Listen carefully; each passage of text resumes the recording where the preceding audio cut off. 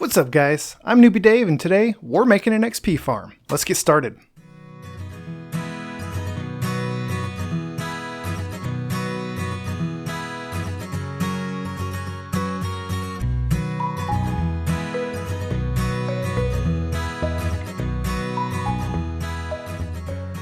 So how's it going everybody? Quick update between episodes, I did some more mining.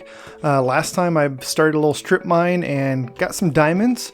It was a good haul, I got 54 diamonds, but I wanted more. So I did some more mining and I got more diamonds. This is good. I'm happy with this for now.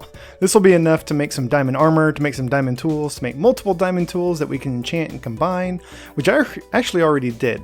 I went ahead and got another diamond pickaxe, got efficiency 4 and unbreaking on it, and combined it with my fortune pickaxe. I still don't have fortune 3, but that's okay, fortune 2. It's good. It's better than no fortune, so that's good. But yeah, plenty of diamonds to last for a little while. Also, the base is coming along nice. I've been harvesting my sugarcane as it grows. My vineyard back there is looking great. I have trimmed it a little bit, but I wanted to kind of let it fill in because it just looks really nice when it's completely full like that. So I really like that. My pumpkin patch is coming along. Look at this. I've already harvested a lot of pumpkins. These things are growing out of control. It's awesome. I can't wait to find some melons and put those in there as well. So yeah, very happy with my base. And I want to show you what I did with my strip mine over here. So I don't like just having stairs that go down to the bottom of the world. And so if I have to have stairs, I want them to look nice. And so I went ahead and dug this area out a little bit more, put in some polished diorite stairs. I'm not a huge fan of diorite, but the polished diorite actually looks pretty sweet. The walls are made out of smooth stone, polished andesite, and polished granite. And I've just got torches every 5 or 6 rows or so. And I think this looks really nice. At some point, I want to create just a little like rest area or hub or something down here where I can rest and craft and smelt. Because I've got this stuff down here, but it doesn't look very good. And you know I like stuff to look good.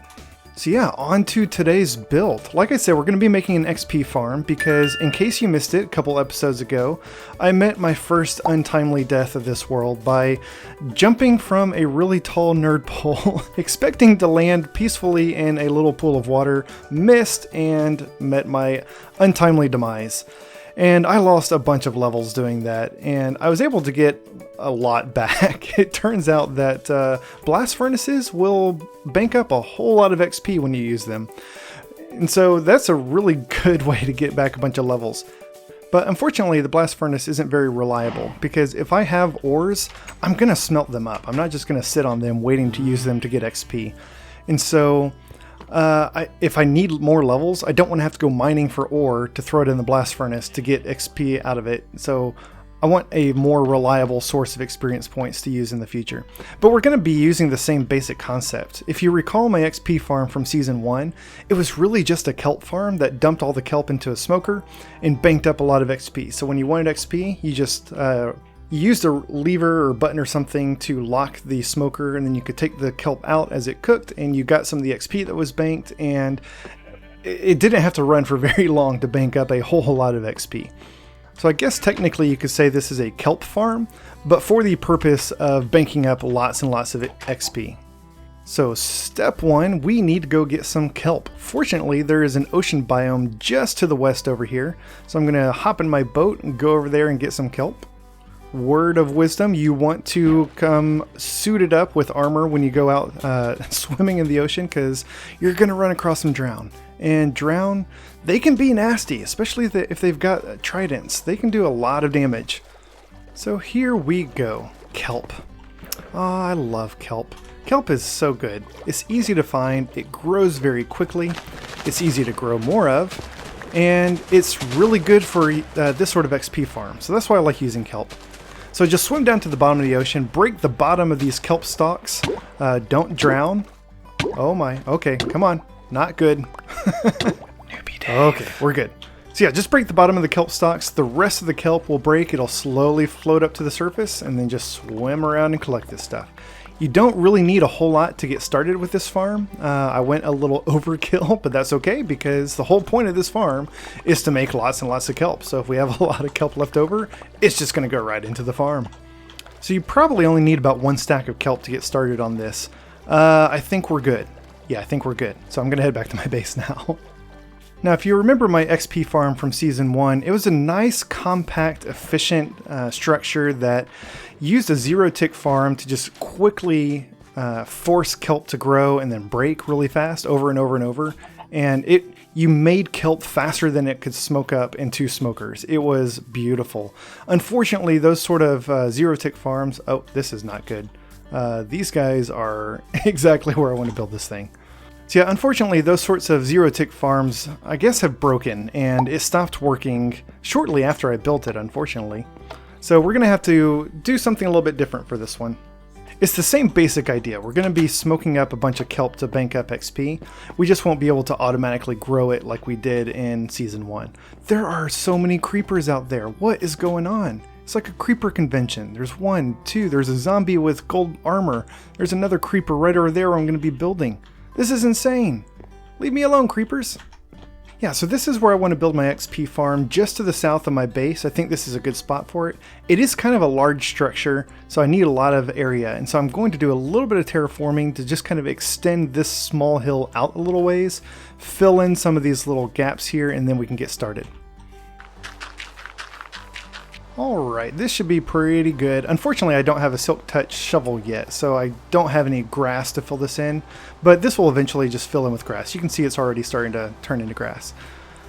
So this is where we're going to build this thing.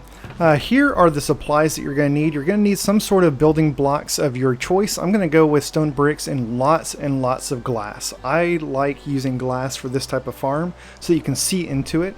You're also going to need a lot of hoppers, a smoker, 2 spruce stores. Optionally, you can use some trapdoors. I'm going to use a lot of trapdoors. You could also just use buttons or anything you want to block water. And then we're going to need some temporary blocks. I'm going to use dirt for this. It needs to be something that will stay in place. You don't want something that will fall like gravel or dirt. So I'm going to use, gravel or sand. So I'm going to use dirt for the temporary blocks. Now, if you don't want to build something, you could just dig this into the ground. The first time I made this farm, I actually just dug it into the ground, and that works perfectly. It is absolutely okay.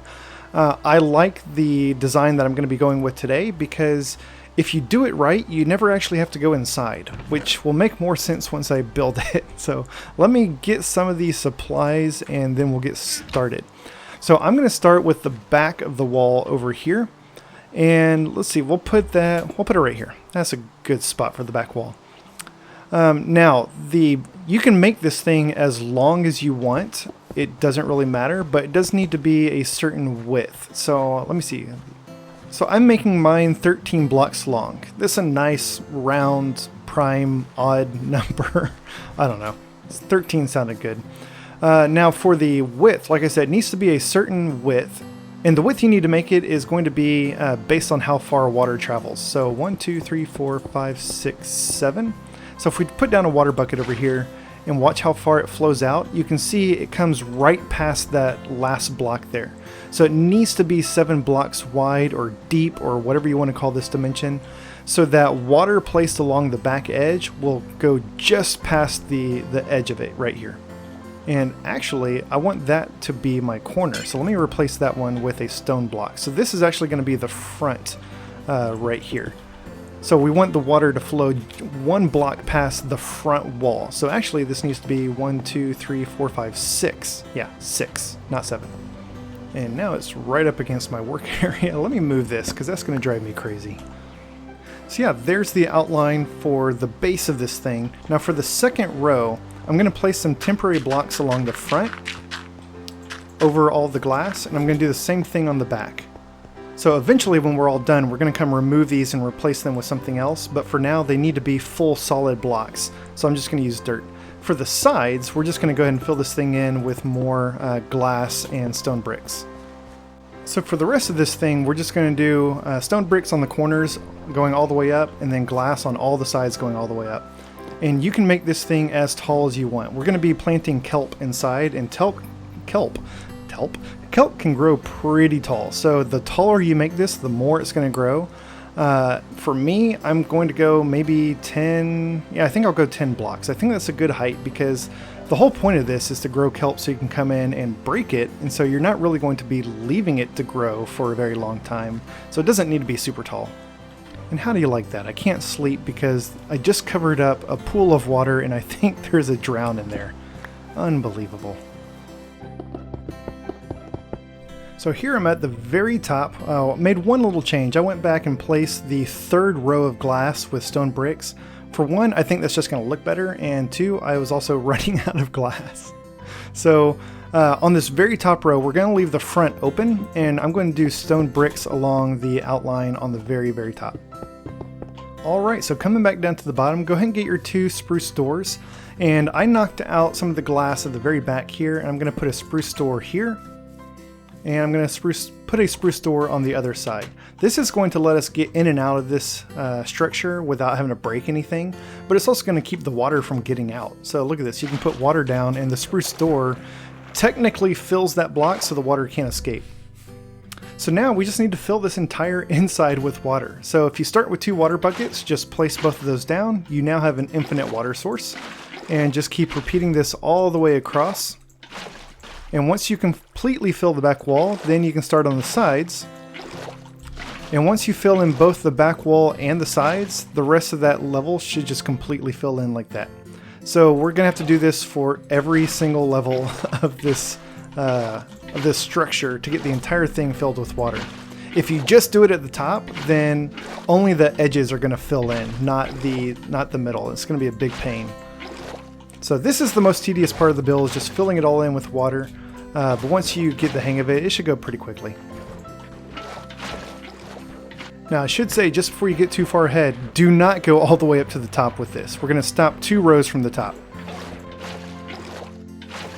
Alright, so like I said, stop when you're 2 blocks from the very top, which will be 1 block from the front, the top on the front. And now we're going to fill in that entire top row with your temporary block of choice. Like I said, I'm going to be using dirt, something that you can easily break when you're done. Alright, so I've got that whole top section filled in with dirt. Before we finish this top, we need to go work on the front side now. So this is where I'm going to get my smoker, my hoppers, and I forgot, I need a chest. I'm going to go get a chest. So yeah, you're going to need at least 1 chest. I'm going to go ahead and do a double chest just because this thing could potentially fill up over time. And let's see, I'm going to put my chest in the ground. So we'll do double chest right there. Right behind that, we'll do a hopper going into the chest and a smoker on top of the hopper.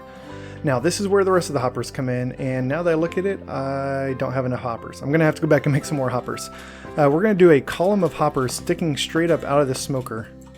And these are going to go all the way up to the top of the front row right here. So boom, right there. And then we're also going to do a row of hoppers that extends across the entire front of this going sideways. So we want everything that falls into any of these hoppers to end up going down into our smoker. I'll go make some more hoppers to finish this up in just a sec, but to test this, I always recommend testing your hopper setups before you call the build complete to make sure that everything's pointing in the right direction. That piece of dirt should make its way all the way down to this bottom hopper. It won't go into the smoker. Actually, it may go into, yeah, it went into the smoker. Just the smoker won't do anything with it. So good, all those are connected. Let me go make, let me see, 4 more hoppers and then we'll continue. There is a way to do this without using so many hoppers, but it doesn't look as good in my opinion. So since I've got the iron to spare, I'm just gonna do this whole thing out of hoppers. Okay, now we can finish up the top here. So you're gonna need 2 buckets of water again, and we're just gonna fill in the entire back row with water. Just the back row. We want this water flowing from back to front. As you can see, it flows all the way up to the row of hoppers and then stops. There you go. So when you're done, you should have water flowing from back to front across this entire thing, coming up to all of the hoppers. So now anything that ends up in this water up here is going to get pushed up to the very front, get sucked into the hoppers, and end up down in the smoker. Now we can remove this temporary row of dirt. This is why you needed that, was to get the water to flow over it from back to front. If you didn't have the dirt there and you tried placing water in the back, it would just go straight down. Now there's one last thing we need to do on the inside here before we can call it done and start moving in our kelp. As you can see, the dirt that I broke is not rising all the way up to the top. It's just kind of stopped and it's floating there in midair. That's because the row of dirt that we just broke, they're not water source blocks, and so the items underneath them can't float up through them. So we need to turn that last row that we just broke of dirt into water source blocks. So now come back with your water buckets in this very top row. We're going to do the same thing we did to fill in the rest of it. We're just going to place water along the back and along the sides, and it should all fill in with water sources. I guess you could also grow kelp, but this thing's very tall and that would take a lot of kelp. So against the back row, make sure you do not go up to the bricks, just the back row below the bricks. Fill in the whole thing with water. It's going to be kind of hard because there's already water here and it's hard to see what you've done and what you haven't, but you just have to kind of keep count. So once you're done, things should float all the way up to the top. The way you can test this, just go down to the bottom, just drop a bunch of stuff, and make sure that all of it floats all the way up to the very top. Like so. Perfect. Now it's going to bob up and down when it gets to the top. That's okay, because it's eventually going to float up to the top and get pushed over the glass and into the hoppers. So this thing is now working, and we can work on the inside. All right, so for the inside, we're just going to plant kelp along all of the dirt blocks on the bottom. This is one of the reasons why it's nice to have the doors at the bottom, so that as you start running out of air, you don't have to swim all the way up to the top to get air and then come all the way back down. Just pop on into this thing, do your work, and then hop out. So yeah, just plant kelp along the entire bottom. And you kind of have to go a little slow, because if you place kelp on kelp, it's just going to grow. So you have to be careful to make sure that you get all of the dirt blocks and that you don't drown. And just like that, the whole thing is full of kelp. You can see the kelp is already growing. This is why I love kelp. It grows so fast. Before too long, this entire thing is going to be filled, and then we can harvest it. Now, when it is full and it's time to harvest, what you're going to want to do is you're going to want to just break from the second block up. If you break the bottom block, you're going to have to come in and replant the kelp. But if you just break the second block, then everything above that is going to break. It's all going to float up to the top, get pulled into the hoppers, and start smoking up. So there's two ways you can do this. You can either just go in, swim around, and break everything, or you can do it the way that I like to do it. And that's why we have all these dirt blocks around the outside. It's now time to replace those with trapdoors. So what I'm going to do, I'm going to break each of these dirt blocks and place a trapdoor on top of the glass below it. And I'm going to do this quickly so that none of the water gets out. Like, it's not going to ruin anything if the water gets out. It's just going to like spill and knock stuff around. So with these trapdoors here, the trapdoors are keeping the water from spilling out. And now you have a nice little door where you can just sit here and strafe side to side and break all the kelp. And because of the dimensions of this thing, you can reach like 3 or 4 blocks in, and then you just come around to the back and do the same thing on the back, and you can hit all of the kelp within this farm. So I'm going to let the kelp grow for a little bit, try to get it pretty high up. I'm going to do a little bit of detailing and decorating on the outside, and once the kelp has grown, then I'll show you how this thing works and we can call it done. Okay, I think this is good enough to demonstrate how this works. Obviously, this kelp could continue growing quite a ways before we harvest it, but I've finished decorating the outside of this, and there's really only so much you can do with a giant box like this. But of course I had to throw in some mossy stone bricks, throw in some lanterns here or there, just some bushes and flowers and grass. I'll tell you what, when it comes to decorating the outside of a structure, bone meal is your best friend. So let's see how this thing works. First of all, let's clear this out because we've got a bunch of junk from building this thing. Make sure that there's nothing left in any of the hoppers. I went ahead and surrounded all the hoppers with trapdoors just to make it look a little bit better. I didn't do the bottom one because one of the things that we're going to want to put on this is a lever. And that way we can turn the smoker on and off later when we're ready to start getting the XP out of it. So I'm going to go ahead and put the lever on there now, but we're not going to use it right away. And the reason I didn't put trapdoors on this bottom hopper is when you have the lever here, once you turn this thing on and off, it's going to open the trapdoors and it just looks kind of weird. So when we're ready to use this thing, we'll just walk up here and we'll just start punching all of the kelp. And because of where this little window's at, we're only going to be breaking the second block, never the bottom one. So we should never have to go in there and replant any of the kelp unless we just like misfire. But that's why we have the doors. If we absolutely have to, we can get in there and do some maintenance. But yeah, just walk through this whole thing, break all the kelp from the bottom. Everything above that's going to float up to the very top. And once it floats up to the top, you can already see it's getting pushed forward. It's going to float over the glass and get sucked into the hoppers, which will bring it down into the smoker. To get this thing started, I'm going to use some blocks of coal until we can get enough dried kelp smoked up. All the dried kelp's going to end up in this chest at the bottom. Once we've got enough of this melted up, we can turn that dried kelp into blocks of dried kelp. I don't know if it's kelp blocks or dried kelp, I don't know. Blocks of the dried kelp substance. And what's really great about this is the blocks of dried kelp can actually be used as fuel in a smoker. It doesn't cook up a whole lot, but it cooks more kelp than it takes to make the blocks. And so once we get enough to do that, this thing will become self-sufficient.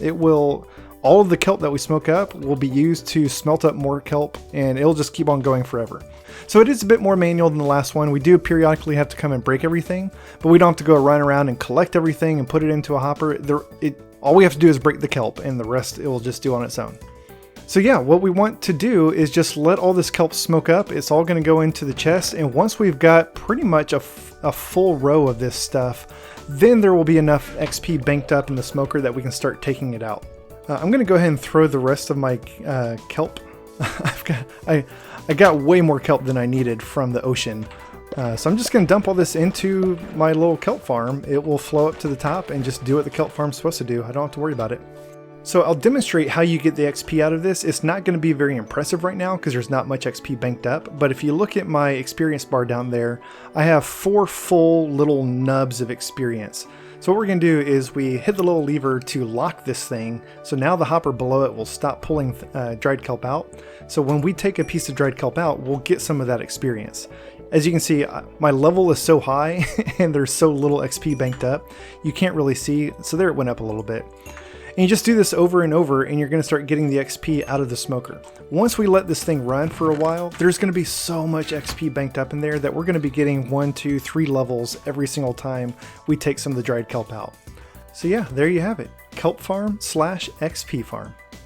And that's going to wrap it up for today, guys. Thank you so much for watching. Once we let that XP farm run for a while and we get a bunch of that XP banked up and we've got a bunch of dried kelp, we will use that to get so many levels, so much enchanting. It's going to be amazing. So I hope you enjoyed this build. I would love to see some of your screenshots if you are able to reproduce this.